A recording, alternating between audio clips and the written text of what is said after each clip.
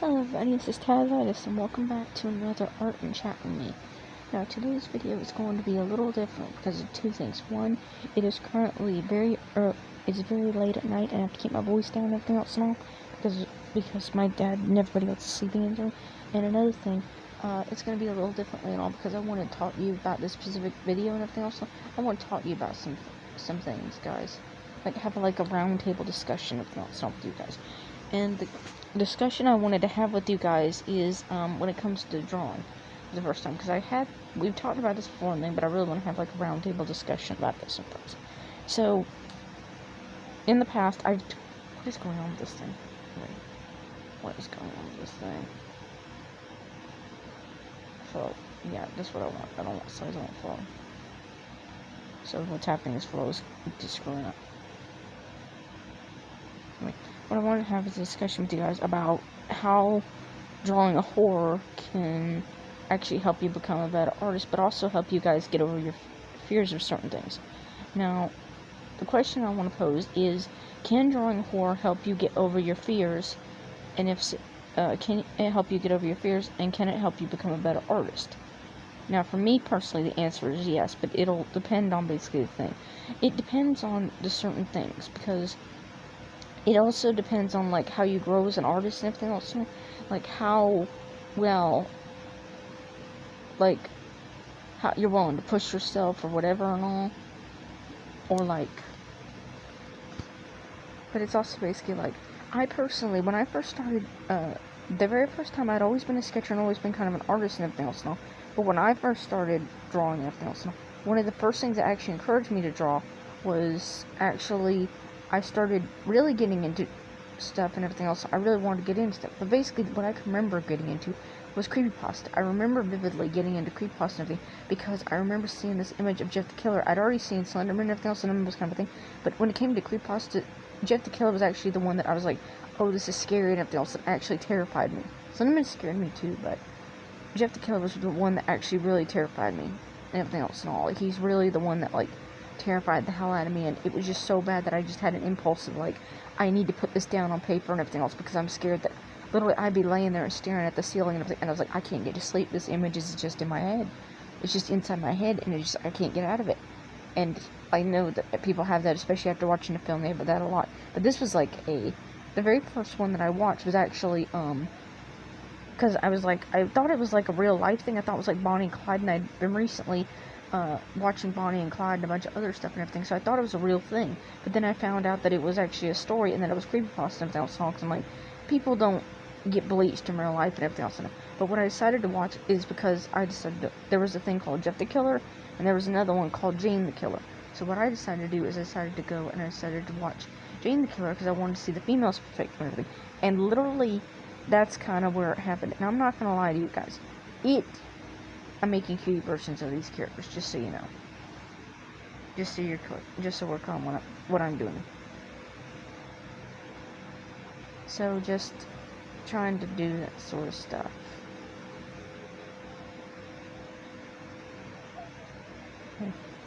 Just trying to think. So I Jane the Killer, and I'm telling you, that thing scared the hell out of me.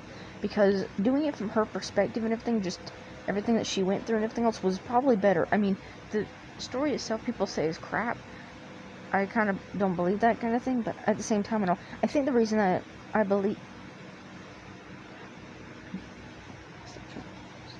it's hard to describe. Basically, I think the reason that I have a hard time believing people when they say that it's not scary is because I did watch Jane the Killer and everything else, and I did watch that thing and all. And the thing is, when she described it and everything else, when the girl describes it in Jane Austen and everything else, Jane Austen. It was so scary the way she described it, the way she described Jeff coming out of the car, and she described how she tried to help him and all, and she thought he was a bully and everything else. The way that she described it and everything was just so horrifying and everything else and all, that it was impossible to not think of it as a nightmarish. I mean, it's different when like you describe Jeff the Killer as like something as like, oh, he comes out and everything all, and he's scary and everything, and then he gets a thing inside of his head and everything. That's a little different and everything else and all. Versus somebody that, like, imagine if that happened to you. Imagine if something was happening on, like, you saw Jeff in real life, and you saw this, like, psychopath doing all this stuff, or you saw a guy, you literally saw a person going insane right before your eyes. That was scary. So literally it became scary, and I physically had to draw it. I literally had to get up off my bed, get out my sketchbook, and I had to draw it because it was just so scary that I just felt that if I didn't draw it, it would get worse. I felt like it would get worse. This Mr. Whitemouth, just so you're clear. And anyway, after I drew it, I felt like it lost power over me. I felt the image itself. And then I started drawing it with Slenderman and everything else, and only that it made me better because I was so determined to just get all the details and get this thing out of my head that it's like, it basically became, and once it was on the paper, I didn't have to remember it anymore. I didn't have to listen to the things. I didn't have to have that nightmare in my head. So then I did that, and then I really liked Jane, so I started drawing Jane. It wasn't the best and everything else, but I started drawing her too. And I was encouraged to like look at the photographs, references and stuff, and draw it because I wanted to get a good image, because I wanted to be able to look back and remember, oh yeah, this. And this stuff and all. So literally, when it came to like Jeff the Killer and everything else and all, or just became Creepypasta and everything else and all, I started doing that. But then I also went on to other things. I went on to other horror things, and actually went after horror movies and stuff and all, because this, and also another thing that helped me out overcome a little bit of my fears. Although I had a relapse, so unfortunately that didn't work very well. But anyway, I'll talk about that later. The relapse has nothing to do with what I'm talking about now. That was something truly serious. Anyway, something different. I'll talk to that about another day, but not today. Anyway, I want to talk to you guys about going through the process of overcoming fears of like things like movies and stuff, or just minor fears and stuff. Like if you have a fear of like falling out of your bed or something, everything. I think drawing those fears, putting them on the paper and everything, it's like you get them out of your head. The thing does not go away, but for every single time that you draw that image, it takes away the thing's power. It really does. Once I started doing that and everything, it was like the thing that I was scared of didn't have power over me, because I was so scared of keeping it inside my head because I was so terrified. Now I didn't have to keep it inside my head anymore. I didn't have to keep this thing inside my head anymore. I could breathe easy knowing that it was on a piece of paper somewhere, and I could just grab a piece of paper and show somebody that thing. And the more that I put it on a piece of paper, and I'm not saying put it on a piece of paper and keep it. No, I'm saying put it on a piece of paper, shred it up in a shredder, throw it in the trash, and just draw it again and again and again. Because if that makes you feel better, then you should do that. And basically the question I brought to you guys is, can drawing horror help make you a better artist and help you with your therapy and everything, and help you get better? And I believe the answer is yes, absolutely, because some of my worst fears, even some of my dreams, I'll write them down or I'll draw them down, and it has made me feel better, and it's made me better as an artist. Because drawing, also another thing about drawing horror and stuff and all, and drawing scary stuff and everything else and all, the reason that it's just thing and all is because you don't have to, you can relax when you draw horror stuff like this. See how I didn't try at all? See how I try as much for you, and I just throw a bunch of stuff together, but see how it's still, like I can add to this something later on. See how it's still got that scariness to it? Probably scarier because I didn't try my hardest and everything else and all, and I didn't do the best that I could and everything with it, and now it's got like this ugliness to it and all because it's not well thought out and all. Now it's got that weird zombie-ness to it and everything else. So I'm not trying. How it, when it is a horror drawing, or when it's like even a cute horror drawing, it gives it a look of something weird. Like it basically gives it like, you don't have to be perfect about it. You don't have to worry about this stuff and I think so. Yes, I believe that 100%. That, sorry, apparently it wasn't thick enough. Anyway, I believe that conquering your fear, that this can help you conquer your fear. I believe that drawing horror is a very good way to conquer your fear. But I think you should also do it at your own pace. I think it should be, if you don't want to look at the image, you don't have to look at the image, and you just want to write down what you know. You don't have to be a good artist. Here's another thing. You don't have to be a good artist to do what you fear, because I've seen kids that like write this stuff down from like horror crime scenes and stuff and all. Write this stuff down and everything. So another thing is, you don't have to be an artist and everything to do this and everything. Because when you do art and everything, and you're just starting art and everything else and all, doing horror is actually really good and everything. Because what it does is it teaches you how to relax. It teaches you how to overcome your fears, so that's a good thing. But it also teaches you to become an artist, because it allows you to experiment with things and all that you wouldn't experiment before. It allows you to, in a way, get out of that mindset and everything else. Get in that mindset quickly, put all this stuff down on a piece of paper, and then get out of it as fast as possible.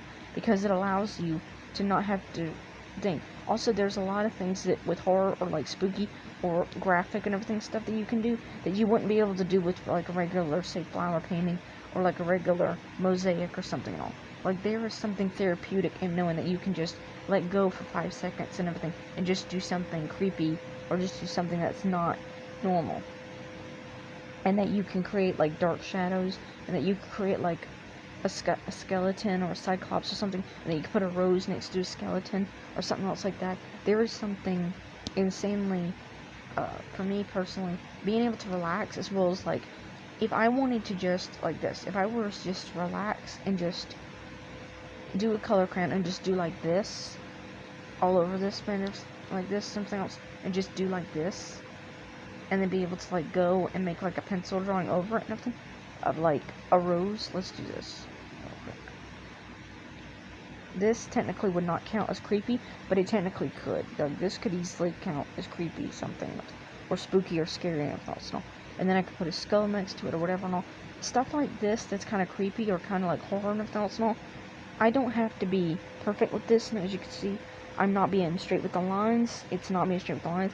It's literally just lines that are overlapping each other and everything else. It's just lines that are overlapping each other and making an image, and sometimes they overlap each other.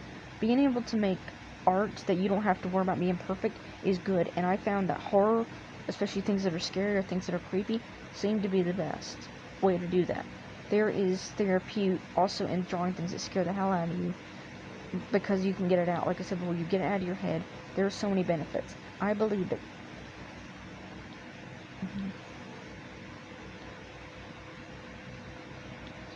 I believe that when you draw scary stuff, and also I just want to preface this real quick.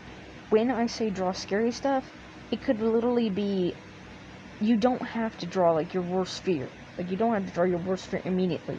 You could start by drawing, say, a stick figure of something happening or something else like that.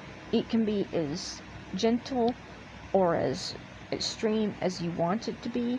It can be extremism, or it could be as far as you want it to be. But the good thing is about horror is that you don't have to worry about like it being perfect. And also you learn a lot, because usually when you're drawing things like horror, or you're drawing things that are like scary or creepy and everything else, you're drawing something that like is going to stick in your memory more, because it did scare you and everything, because it did have such an impact on you and everything else.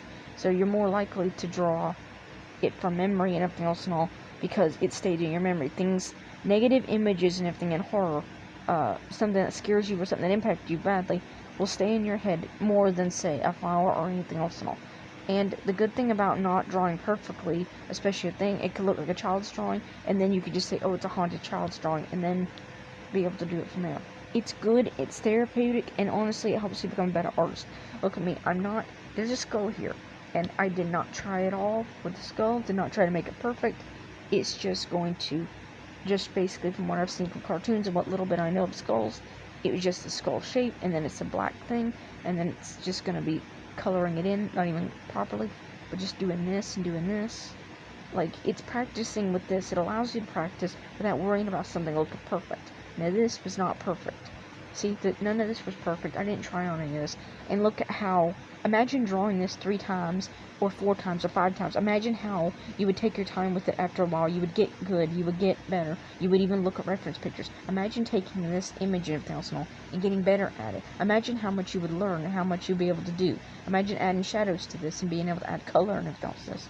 Just from drawing something that is scary or something that's a little creepy. And when I say draw something scary, I basically mean draw something that is not pretty and flowers and everything else and all. And also, just so we're clear, I'm not saying that all you should draw is scary objects, or you should draw creepypasta, that you should even look at images of like scary movies or anything like that. That's not what I'm saying at all. I'm just saying that, like, if you're an artist and you want to get better at drawing and everything else and all, drawing stuff that is creepy or drawing stuff that is scary or horror related is actually a good way to go, because it allows you to do things that are not perfect. It allows you to give you that leeway and everything to do stuff. But conquering fear takes a while.